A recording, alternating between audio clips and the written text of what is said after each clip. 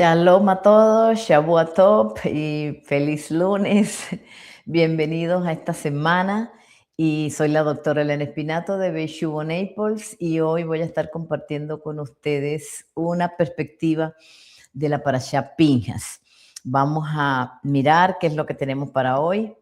Sé que todas las exposiciones de los diferentes maestros tenemos toda la semana copada, así que van a ver ustedes. Van a tener la oportunidad. Anoche tuvimos una excelente presentación con el Moré y Roel Illajo de Colombia y toda esta semana vamos a tener hasta el día, todos los días, viernes, Boicalá, jueves, el Chubo Mujeres y los demás días de lunes a miércoles, de domingo a miércoles, diferentes perspectivas de la Parashá. Y luego el domingo, el Rabino Shapira siempre tiene videos nuevos que sacar. Por favor, no se olvide de compartir, no se olvide de darle un me gusta, comparta con sus amigos y sobre todo ayude a todos los diferentes ministerios y eventos y cosas que el rabino está haciendo en las páginas que les vamos a colocar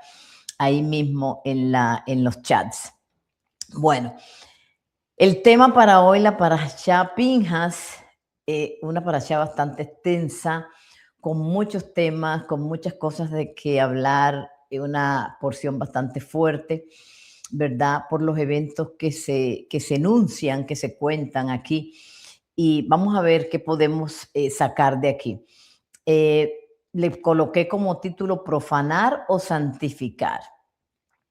Esta parashá fue la que se dio el 4 de julio del 2026, correspondiente al 19 de Tammuz, la porción de la Torá números 25, 10 al 31 y la Haftará por leerse después del 17 de Tammuz fue Jeremías 1 al 2:3. Yo tomé el versículo para el Pacto Renovado, Brit Hadashah, de Santiago 3, 14, 16. O sea, capítulo 3, versículos del 14 al 16, y voy a hablar un poquito de esto también. Bueno, vamos a leer la oración antes del estudio de la Torá. Baruch atah Adonai Eloheinu melech haolam, asher kideshanu bemizvotav tzivanu la'asok bedivrei Torah. Bendito eres tú, Adonai, nuestro Dios, Rey del universo, que nos santificaste con tus mandamientos y nos ordenaste ocuparnos de las palabras de la Torá.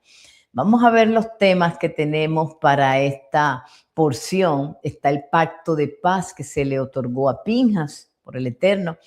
Está el censo que se hace después de la mortandad que hubo por el evento que sucedió. Vamos a narrar un poquito qué fue lo que sucedió para ponerlo en contexto. Se habla un poquito de los hijos de Cora, qué pasó con ellos. Un evento con las hijas de Zelofejat, que lo hemos hablado en otras porciones.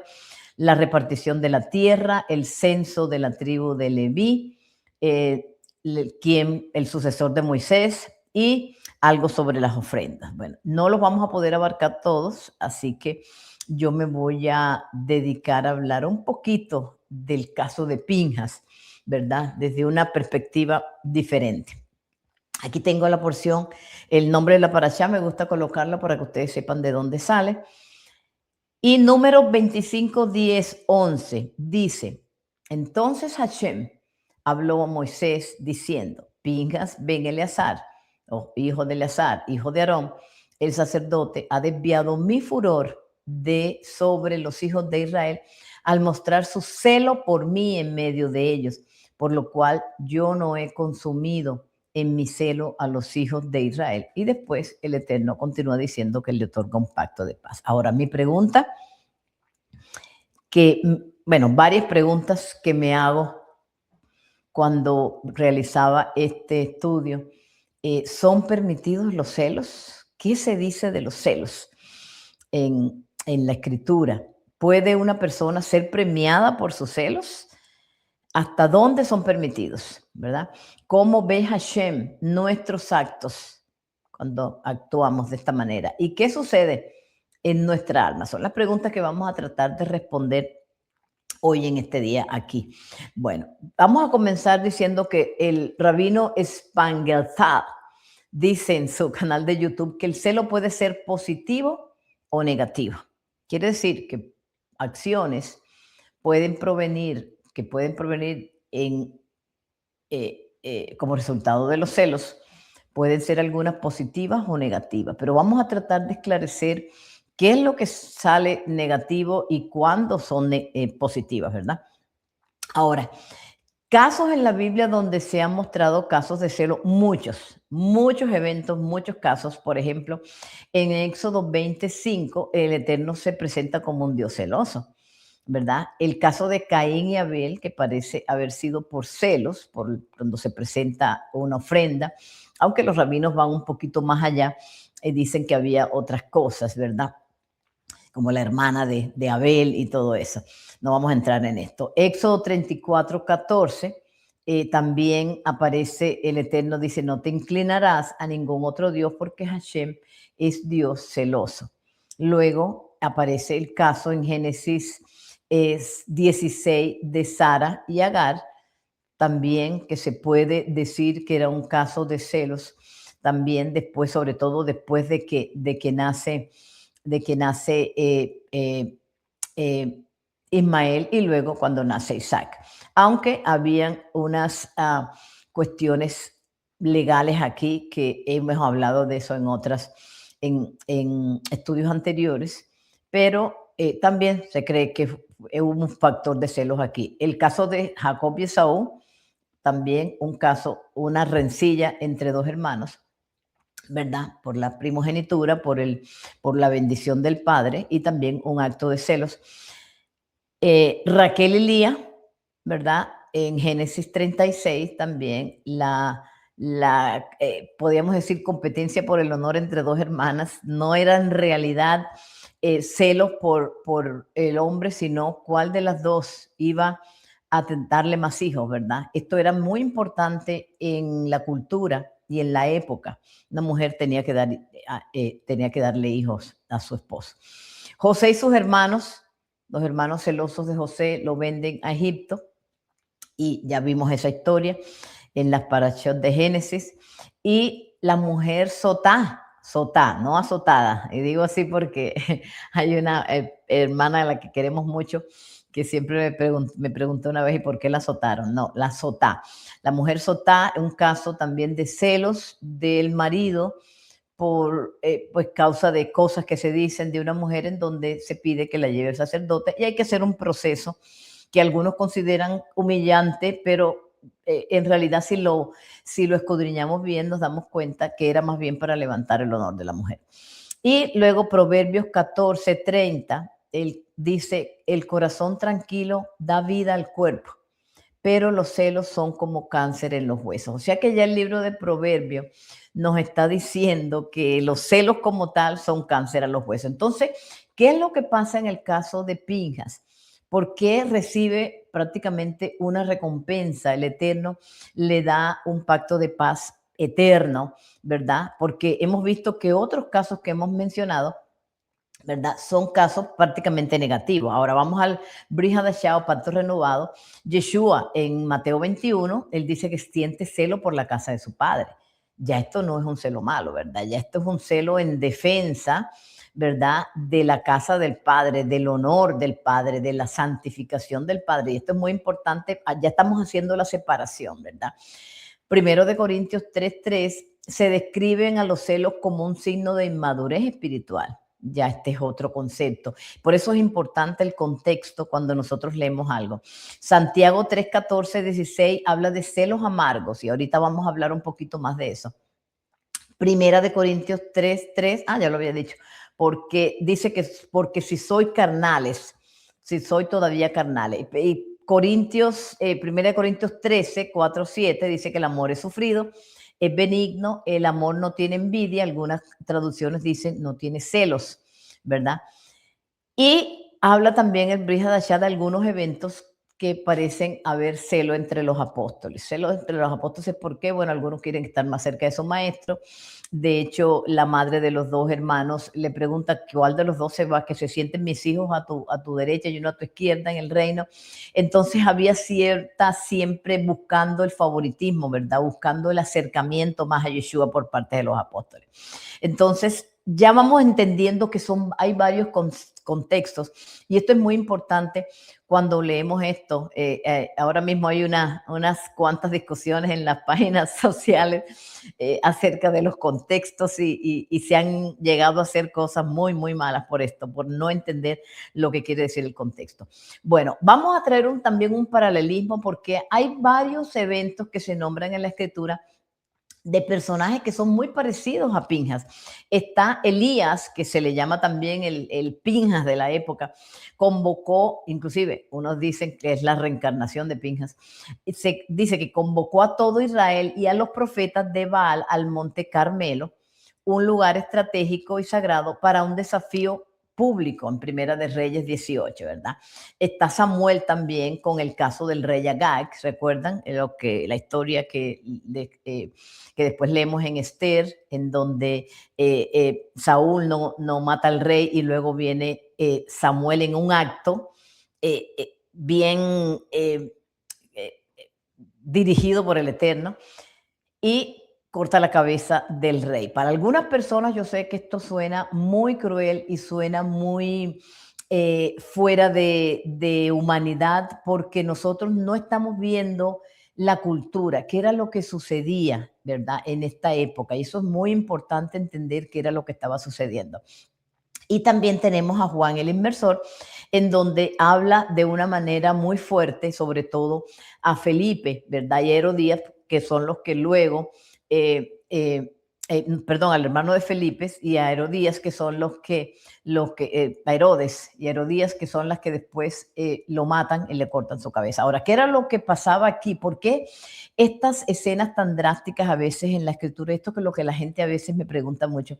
¿Por qué hay un Dios cruel? Bueno, no es un Dios cruel. En cada época, si nosotros estamos viendo, en cada época hay maneras de llevar la ley y en cada época hay ciertas situaciones que se tienen que manejar. Por ejemplo, no sé cuántos han visto películas de reinado. Inclusive sucedió mucho, ha sucedido en todos los reinados. El rey que viene, que conquista, tiene que, de hecho, quita toda la descendencia del rey anterior. ¿Por qué? Porque estos pueden reclamar después el trono. Eso fue lo que se hizo en la época de David. Recuerden que el caso de Mefiboset, que vinieron a matar todo y la niñera por guardar al bebé y protegerlo, se cayó, se dañó la cadera y el niño quedó aislado, paralítico y todo eso hasta cuando llega David y lo manda a llamar. O sea, esto sucedía en todos los reinados y esta no es la excepción. El caso de Samuel, el caso de Elías, todos estos. Ahora, ¿qué pasa? ¿Qué es lo que pasa en la historia de Pinja, verdad? Santiago nos da bastante información en estos dos versículos o tres versículos de los que habla, porque nos describe este caso de celos o este caso de amargura del alma o este caso de contención, ¿verdad? De una manera muy, creo, a mí me dio mucha luz, me pareció muy interesante. Dice, pero si tenéis celos amargos, ¿verdad? Él está hablando y los está esclareciendo muy bien estos celos amargos y contención en vuestro corazón, no os jactéis ni mintáis contra la verdad. Él está hablando de estos celos que son negativos, ¿verdad? Contra la verdad. No es esta la sabiduría que desciende del cielo, sino terrenal, animal y diabólica. Porque donde hay celos y contención, allí hay perturbación y toda obra perversa. Esto es lo que Santiago nos describe y me pareció muy interesante porque ahora nos deja saber dos perspectivas de la misma palabra y luego vamos a entender qué fue lo que hizo Pinjas, ¿verdad? Ahora, me llamó mucho la atención porque cuando ustedes ven este capítulo y versículo de Santiago 3, 14, 16, cuando vi esos números se me vino enseguida a la cabeza el número pi. Pi en matemáticas, yo no soy matemática, pero esto lo ve uno en secundaria, cualquier chico en secundaria ve el 3.1416, sabe qué es el pi. ¿El número pi qué es? El número pi es una constante matemática que representa la relación entre la circunferencia de un círculo y su diámetro. Y su valor numérico aproximadamente es 3.14159, o sea, 1,6. ¿verdad? 3.1416. Ahora, ¿por qué yo estoy hablando de esto, verdad? Vamos a ver, si ustedes miran el número pi, ¿qué letra parece esto? Parece la letra het, ¿verdad? Que es bastante parecida. No es la letra het, pero es bastante parecida, ¿verdad? Y la letra het, su número es el 8, que significa trascendencia y significa infinito, ¿verdad? Entonces aquí Santiago nos está dando una luz que vamos a entender ahorita que veamos el caso de Pinjas. Ahora, en el judaísmo, el pi, o sea, 3.1416, está relacionado con el diseño del templo. Miren tú qué interesante. De hecho, es un número bien interesante porque tiene un significado, cuando leía todo esto, en cada religión. Bueno, yo tomé la del judaísmo, que es la que me interesa, ¿verdad? ¿Por qué es importante en el judaísmo? Y dice, tiene que ver mucho con el diseño del templo de Jerusalén, que fue construido por el rey Salomón. Según la tradición, la forma del templo era un cubo perfecto, pero la circunferencia de su base era igual a la altura del edificio, ¿verdad? Ahora, esto significa que la circunferencia era pi veces, quiere decir 3.1416 veces, más grande que el diámetro, que es esto que tenemos aquí. La circunferencia era 3.1416 más grande que el diámetro, ¿verdad? Del templo, ¿verdad? Esto me parece interesante. Que lo que simboliza la conexión entre el cielo y la tierra. No sé si estamos entendiendo, pero a mí esto me voló la cabeza. ¿Por qué? Porque Santiago nos está diciendo ahora que aquí hay una relación, ¿verdad? Muy espiritual, muy importante entre el cielo y la tierra, ¿verdad? Con esta señal que nos envía aquí en el capítulo 3, de versículos del 14 al 16, y que denotan el número pi, y nos está mandando una señal que por lo menos a mí me ayudó mucho a entender qué fue lo que sucedió aquí con Pinjas. Y ahora vamos para allá.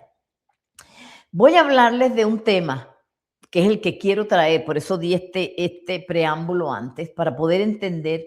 Hay un tema, un concepto en el judaísmo que yo quiero que ustedes, o que aprendamos juntos hoy, ¿verdad? Que me llama mucho la atención, que es el resultado de por qué se hacen las cosas. Este concepto de Kiddush Hashem y Hilul Hashem es bien importante porque todo en la escritura y todo en el judaísmo tiene que ver con este concepto. Aquí está escrito en hebreo. Ahora, ¿qué es el Kiddush Hashem? ¿Se acuerdan cuando decimos vamos a hacer el Kiddush y hacemos la bendición? El Kiddush Hashem es la misma de santificar el nombre del Eterno. Quiere decir que cada vez que usted dice vamos a hacer el Kiddush, dice vamos a santificar el nombre del Eterno. Y el Hilul Hashem es la profanación del nombre del Eterno. Ahora, no siempre se santifica solamente y no siempre se profana solamente cuando usted dice, voy a profanar el nombre del Eterno y dice una palabra en contra de él, ¿verdad?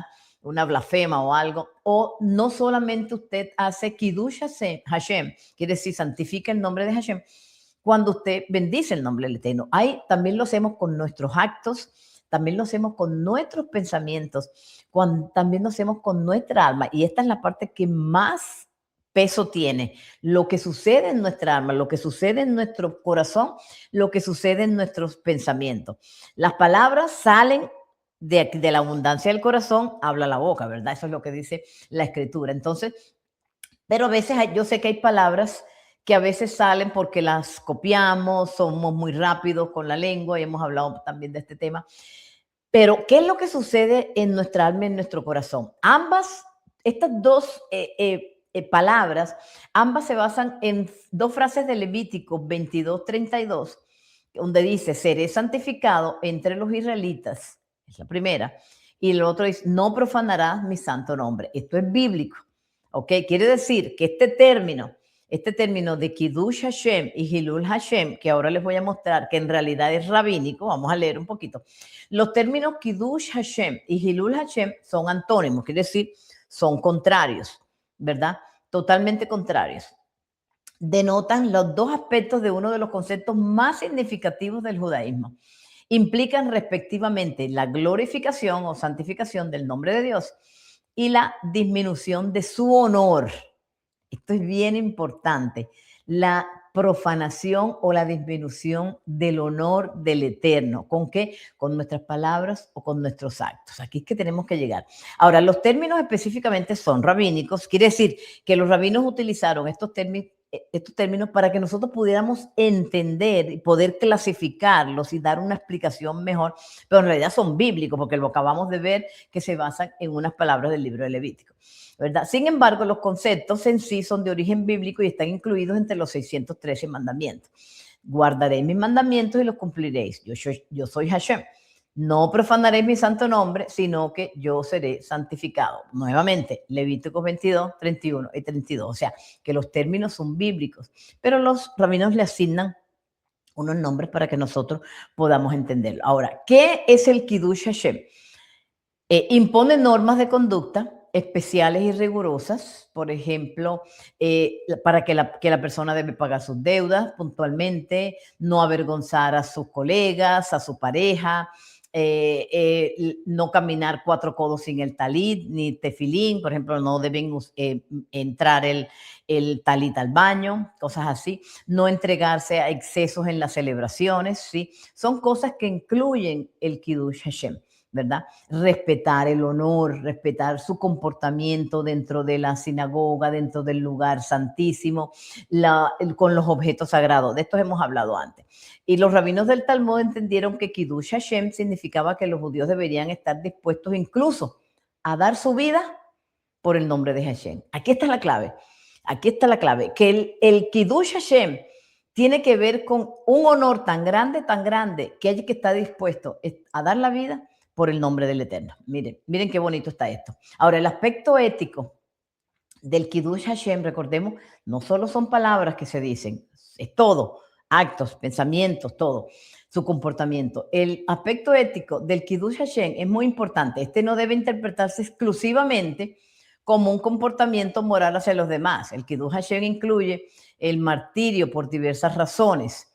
Por ejemplo, negarse a adorar un ídolo. ¿De acuerdo? Diferentes épocas el pueblo de Israel ha pasado por esto. Circuncidar al hijo bajo ciertas condiciones, época de los macabeos, a la madre que por circuncidar a su hijo le mataron a los hijos y se los colgaban sus testículos aquí en el cuello. Estudiar la Torá o cumplir con las leyes dietéticas. ¿Se acuerdan lo que sucede en Hanukkah? El jueguito con el dreidel. O sea, a veces las personas no entendemos lo que sucede en Hanukkah, no queremos la celebración en Hanukkah, eso no está escrito en la Biblia, pero es una manera de santificar el nombre del Eterno, hermanos. Cuando usted no lo hace, usted está haciendo lo contrario, usted está haciendo Hilul Hashem, ¿verdad? No está santificando el nombre del Eterno. Ahora, el motivo principal del Kiddush Hashem es demostrar tanto a judíos como a no judíos el compromiso judío con el Eterno y con la Torá. Y es bien interesante porque cuando veía la transmisión del rabino que le respondía a Tucker Carlson y a J.D. Hall, yo me daba cuenta, yo decía, pero no están haciendo Kiddush Hashem, están haciendo Hilul Hashem, ¿verdad? Porque cuando tú también vas en contra de Israel, también estás haciendo Hilul Hashem. Mira qué interesante esto. Ahora, el Hilul Hashem, la halajá considera cualquier acto conscientemente rebelde en contra de Dios. Cualquier acto rebelde en contra de Hashem. Quiere decir cualquier cosa que vaya en contra de lo que el Eterno ha establecido. Mandamientos, autoridades, cualquier cosa, hermanos. Inclusive hay cosas que estoy viendo en las páginas sociales, peleas discusiones entre líderes donde la gente ha llegado hasta, no lo quiero decir, ¿verdad? Han hecho muchas cosas y creen que están haciendo Kiddush Hashem, pero en realidad están haciendo Hilul Hashem. El Rabí Yohanan ben Beroka dice, todo aquel que profana el nombre de Hashem a escondidas, mire qué importante esto, todo aquel que profana el nombre de Hashem a escondidas será castigado en público. El pecado de profanar el nombre de Hashem es tanto voluntario como involuntario, y Hashem lo castiga y humilla en público para que el nombre de Hashem no siga siendo profanado. Mire qué interesante esto. A veces las personas dicen, pero ¿por qué me lo dices en público? Porque profanaste el nombre de Hashem en público, con tus actos, con lo que hiciste. Hay cosas, a veces son cosas que nos parecen, oh, pero es que eso no significa nada. El hecho de que no signifique nada para mí no quiere decir que no signifique nada para el Eterno. Para el Eterno significa mucho. Entonces tenemos que tener mucho cuidado. Y si el Eterno permite, porque yo creo que todo viene de Él, si una autoridad del Eterno o el Eterno permite que seas avergonzado en público es porque el Eterno así lo decidió, porque estás profanando el nombre del Eterno en público. Y no solo al Eterno, porque, ok, sí, pero ¿por qué Dios se molesta porque yo lo ofendo? No, es que no solo ofendes a Dios, dañas a muchas personas. Siempre digo, el pecado de Caín en contra de Abel no solo fue en contra de Abel, fue en contra de todas las generaciones que venían detrás de Abel. Hermano, cuando usted hace algo en público, en las páginas sociales, cuídese de lo que va a decir. Cuídese de lo que va a decir a través de las redes, porque en un chat, porque usted va a dañar a mucha gente. Asegúrese de lo que va a decir. Un líder de una congregación, usted sabe la responsabilidad que usted tiene cuando usted está liderando a personas y a veces tenemos el orgullo tan grande. Y yo me hacía esta pregunta esta mañana: ¿qué es más grande, nuestra fe o nuestro orgullo? Porque estamos viendo cosas con mi esposo en el público y a veces hacemos hasta apuestas y yo le digo, ¿tú crees que esa persona se va a retractar? Y yo misma le contesto, le dije, es que el orgullo es muy grande. A veces nuestro orgullo es tan grande que no queremos hacer la corrección. El mismo rabino en la respuesta a Tucker Carlson le dice, yo lo invito a hablar, a debatir, a tomarnos un café, a conversar de buenas. Todavía tienen tiempo de arrepentirse. ¿Lo hará? ¿Lo hará J.D. Hall? El pastor, el antisemita que está torciendo la palabra, ¿lo hará? ¿O su orgullo será más grande que su fe? Esa es la pregunta que nos tenemos que hacer. ¿Qué es más grande, nuestro orgullo o nuestra fe? Porque a veces no queremos ceder porque nuestro orgullo es muy grande. Creemos que sabemos mucho, ¿verdad? Mire qué interesante esto. Y si no lo hacemos, ¿sabe lo que va a pasar? ¿Sabe lo que el Eterno va a hacer? Que el Eterno nos va a humillar en público. Y así sucede, es así de sencillo. Mire la gravedad del Hilul Hashem. Si el individuo omitió, mire qué interesante, vamos a ir por partes. Si el individuo omitió el cumplimiento de un precepto positivo y se arrepintió, es profanado de inmediato. Ahora, si violó un mandamiento prohibitivo y se arrepintió, su arrepentimiento queda pendiente hasta Yom Kippur. Eso es lo que dice el Tanía. Es decir, el mandamiento positivo es de un rango superior que empuja a un lado al mandamiento prohibitivo, ¿verdad? Esto es posible debido a que al cumplir un mandamiento positivo, la persona trae una iluminación y flujo del reflejo de luz del Ein Sof, el infinito, en los mundos superiores. Pero el castigo por rebelarse contra el mandato del rey, el Eterno es nuestro Padre, pero también es nuestro rey, del rey, su arrepentimiento resulta inefectivo para subsanar aquello que omitió nuevamente. Y si el hombre viola una prohibición, el mal se adhiere a su alma. Esta es la parte más importante. El mal se adhiere a su alma y produce un defecto en la raíz y fuente suprema. Pastor Maximiliano lo dijo en Boicalá. Hay un defecto en el alma cuando se peca, cuando se profana el nombre del Eterno, ya sea con nuestras acciones, con nuestros pensamientos, etcétera. Entonces, mire qué interesante esto, que hay cosas que nosotros las podemos solucionar en Yom Kippur. Para las personas que dicen Yom Kippur no es necesario, Yeshua murió por... No, hay cosas que pues podemos arrepentir en Yom Kippur, ¿verdad? Hay otros que las podemos solucionar trayendo un mandamiento positivo, pero hay otras cosas que son tan graves, que son en contra del rey mismo, que ya su alma se deformó, ya su alma se volvió tan defectuosa que algunas veces o el castigo tiene que ser muy grande, hermano, o ya no hay remedio. Entonces ya vamos entendiendo, ya vamos cogiendo el hilo, ¿verdad? De las cosas tan graves. Entonces, ¿qué es lo que pasó aquí? Hay una frase de los rabinos que dicen, aquel que muera siendo Hilul Hashem, morirá siendo Kiddush Hashem. ¿Qué quiere decir eso? O sea que va a morir 2 veces, ¿verdad? Y aquí voy a hablar un poquito, independientemente si creo o no, porque las personas a veces se confunden cuando uno hace una investigación y uno trae los hechos o las partes. Yo siempre les digo a las personas, mi opinión personal te la doy fuera del estudio, porque yo estoy trayendo los hechos, estoy trayendo a dónde me llevó mi investigación. Eso es lo que hacemos los investigadores, ¿verdad? O sea, no tiene nada que ver si yo creo o no creo. Yo estoy trayendo los hechos y estoy trayendo de aquí y de acá. Dicen los rabinos que, ¿por qué dice, se repite la palabra morirá? El que muere haciendo Hilul Hashem morirá haciendo Kiddush Hashem. Una persona que murió profanando el nombre de Hashem, lo más seguro es que su alma, ¿verdad?, vuelva a venir para reparar, para hacer la reparación. Y esta persona va a morir en ciertas circunstancias, a veces muy dolorosas, para esta persona apegarse, ¿verdad? Apegarse al Eterno, pidiéndole perdón. Y esta persona va a morir nuevamente haciendo Kiddush Hashem. Probablemente va a morir defendiendo el honor del rey, defendiendo el nombre del Eterno. No sé cuántas veces mi esposo lo hablaba en el sábado en la parashá, uno de los casos de Rabí Akiva, por ejemplo, eso es lo que dicen los rabinos, que él murió haciendo Kiddush Hashem, probablemente anteriormente, esa fue la reparación que hizo su alma. Entonces, ¿qué estamos haciendo nosotros? Aquí de pronto conocemos muchos casos, personas que murieron con dolor o personas que murieron en paz, o personas que murieron, y la pregunta esta me la han hecho muchas veces, ¿qué pasa con estas personas que mueren profanando el nombre del Eterno? Probablemente tengan que volver y morir por causa del Eterno para hacer Kiddush Hashem, morir por su nombre. Moriste haciendo profanación, ahora vas a morir haciendo santificación. Mire qué lindo esto. ¿Y sabe qué es lo más lindo de esto? Que la Torah nos permite esto y que nuestro Mesías Yeshua nos está dando la oportunidad de hacer esto, ¿verdad? ¿Con el qué? Con el conocimiento de la Torah y dándoles la oportunidad de regresar a la casa del Padre. Mira qué bonito esto. Ahora, cuando hablamos de las Haftarah, que está bien, bien hermosa, dice Jeremías 1:5, antes que te formara en el vientre te conocí y antes que salieras de la matriz te consagré y te di por profeta a las naciones. O sea, ya estábamos destinados para eso.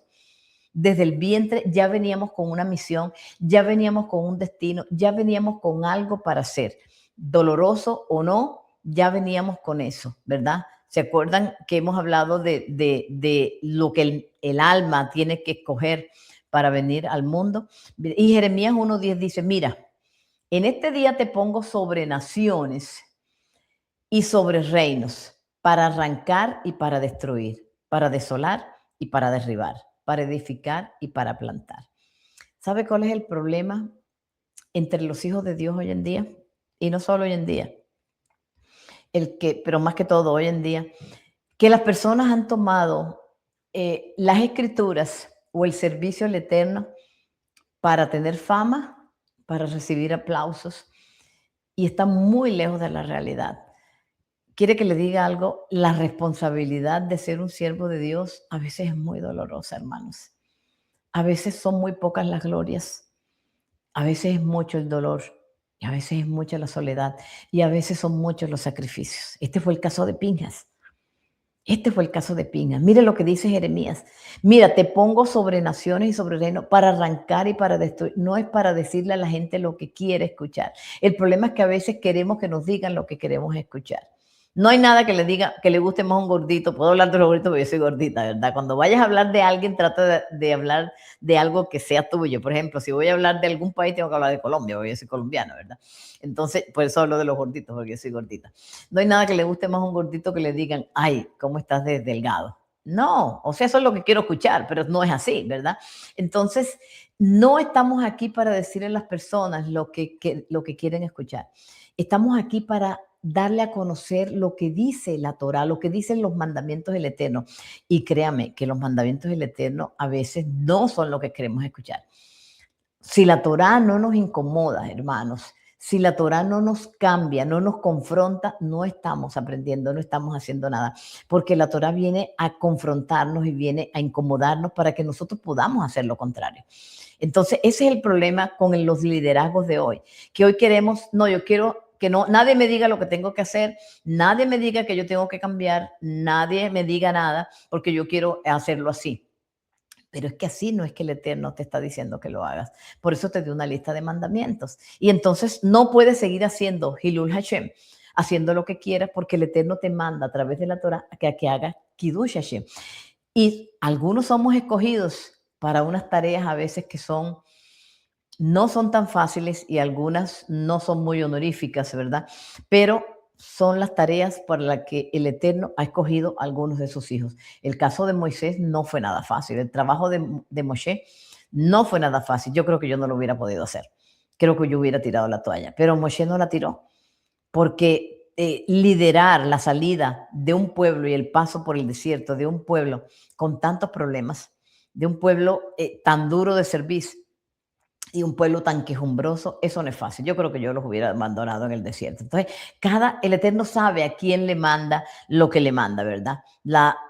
Nuestro rabino Shapira, por ejemplo, ese trabajo monumental, global que está haciendo a través de todos los países y aprovecho la oportunidad para que lo coloque en sus oraciones y para que aporte también en las páginas de Jabat Ami. Se necesitan mucho de sus donaciones para poder seguir llevando esta palabra a todas las naciones. Acuérdense que les estamos llevando el rabino con este trabajo en 70 idiomas, hermanos. Es mucho lo que se está haciendo. Hay cosas que a veces no se pueden ni contar porque son cosas que se hacen a veces en países que son comunistas o que son muy peligrosos y no se quiere exponer a los hermanos, pero es mucho el trabajo que se está haciendo y es mucho lo que se mueve detrás de bambalinas. Así que por favor apoye la causa de Jabadamé. Dice el rabí Moshe Haim Lusato, el Ramjal, en Derek Hashem, dice, hay en el hombre una entidad espiritual que es muy diferente y superior, que es la Neshama. La única razón por la que fue puesta en el hombre, es decir, la Neshama, es para vincularlo a las raíces superiores. Todo el tiempo que está conectada al cuerpo, quiere decir todos los días que está conectada al cuerpo, todos los días, no puede unirse con entidades espirituales y trascendentales. Las trascendentales son los ángeles y espirituales. Y es afectada, quiere decir el alma, es afectada por las acciones del cuerpo. Quiere decir que todo lo que usted haga, para bien o para mal, afecta su alma, para bien o para mal. De hecho, en el Chubo Mujeres estamos dando una serie de enseñanzas. Precisamente esta semana, la semana pasada, comenzamos con el tema de la modestia. Todo lo que las mujeres hagan con su cuerpo en este ámbito de la modestia afecta su alma, ¿verdad? Y conectándose con la luz del Creador o alejándose de ella. Quiere decir que con lo que usted hace con su cuerpo, usted se puede acercar al Eterno o se puede alejar. Todo depende de lo que usted haga, ya sea usted santifica el nombre del Eterno o usted profana el nombre del Eterno. Y apegándose a las fuerzas de impureza, quiere decir que usted o se acerca más al Eterno o se acerca más a las fuerzas de la impureza. No puede pararse en neutro. Algunas personas dicen, no, yo voy a estar en neutro. No, no hay neutro aquí. O se acerca al Eterno o se acerca a las fuerzas de la impureza. O se acerca a la luz o se acerca a la oscuridad, ¿verdad? No hay de otra manera. Entonces, ¿qué es lo que quiero decir yo con esto, hermanos? ¿Cuál es el punto que quiero traer? ¿Por qué a Pinhas se le da un premio, un pacto de paz? Quiero decirle, Pinhas entra a defender el honor del Eterno. El caso de Peor, el caso que sucede en Peor con las mujeres de Madián, yo expliqué un poco en un estudio que hice hace, no sé si fue el año pasado o hace 2 años, en donde cuento un poco de qué se trata este evento, este ritual que ellos estaban haciendo. Créame, no lo quiero contar más, porque de hecho no lo conté con mucho detalle, pero creo que las personas lo entendieron. Pero era un tema, fue un evento demasiado fuerte en donde se profanó de la manera nunca antes vista el nombre del Eterno, ¿verdad? Y creo que este fue uno de los peores pecados. Yo creo que esto fue peor que el becerro de oro. Esto fue peor que una simple idolatría. Esto fue un caso, aparte de todo, asqueroso. Léalo bien detalladamente, porque fue un ritual muy asqueroso. De hecho, al dios de ellos, a Baal Peor, le llamaban el señor de las moscas, ¿verdad? Por la asquerosidad que sucedía en ese ritual. Entonces, lo que quiero decir, este pecado que hacen estas personas fue tan grande que cuando Pinhas entra a defender el honor del Eterno y los atraviesa con una lanza, para defender el honor del Eterno, que por cierto estaban y lo construyeron una cabaña casi al lado del santuario del Eterno. Ya estas personas estaban muertas, hermano. Estaban muertas, ya su espíritu, su alma estaba completamente deformada. Quiere decir que en realidad Pinja cometió un asesinato. No, ya ellos estaban muertos. Él entra a defender el honor del Eterno. Ya estas personas estaban completamente desconectadas del Eterno con el hecho que ellas, el evento o la acción que ellas habían realizado en su vida. Entonces, ¿qué es lo que queremos nosotros entender aquí? Yo entiendo que hoy en día no podemos entrar a los sitios a atravesar a las personas con lanzas. Por supuesto que no. Hay leyes para eso hoy en día. Pero en la cultura, en el momento que se realizó esto, una persona se levantó. Murieron muchos. De hecho, se desató una peste. ¿Por qué? No solo por los que participaron, sino por los que estuvieron de acuerdo, por lo que dijeron, no es nada malo. Y esto lo vemos siempre. Siempre que sucede algo, siempre está el grupo de los que dicen, no, pero esto no es nada malo, esto no tiene nada, no tiene nada. Profanar el nombre del Eterno en cualquier nivel, de cualquier manera, hermano, es algo grave. No permita nunca que en su casa, que usted, que su familia, que en su congregación, que en el sitio de trabajo, donde usted esté, se profane el nombre del Eterno y usted quédese callado. ¿Sabe por qué? Porque el Eterno a esas personas las desconecta enseguida. Esas personas, el alma se les deforma de tal manera que ya su alma no vuelve a ascender. Esas personas quedan sumisas. Muere Giovanni lo dijo también en Boicalá. Esas personas comienzan un espiral descendente, degradante, y empiezan a degradarse ellas mismas. Inclusive, creo que el Eterno las corta de tal manera que les cierra el entendimiento, de tal manera que viendo, no vean, y escuchando, no oigan. Estas personas van a ver, se van a dar cuenta que hay cosas muy sencillas de entender y ya ellos no lo van a ver. ¿Saben por qué? Porque están cortados completamente. No participe de las cosas que incluyen profanar el nombre del Eterno. Dedíquese en todas sus acciones, palabras, en todo, aunque usted no cuente con el aval de los hombres, de los seres humanos, aunque la gente no le guste a usted, usted siempre defienda el nombre del Eterno. ¿Sabe por qué? Porque el Eterno sí lo va a ver. A nosotros, a usted le debe interesar agradarlo a Él y no al hombre. Dedíquese su vida a santificar el nombre del Eterno y que no nadie se atreva a profanarlo delante de su presencia. Eso era lo que yo quería traer, hermanos, en esta ocasión, y espero que haya sido bien entendible. Espero que ministre su corazón de la manera que ministró el mío. Santifiquemos el nombre del Eterno en todo tiempo, en todo lugar, con nuestras palabras y con nuestros actos, y sobre todo con nuestra alma. Que el Eterno los bendiga. Shalom.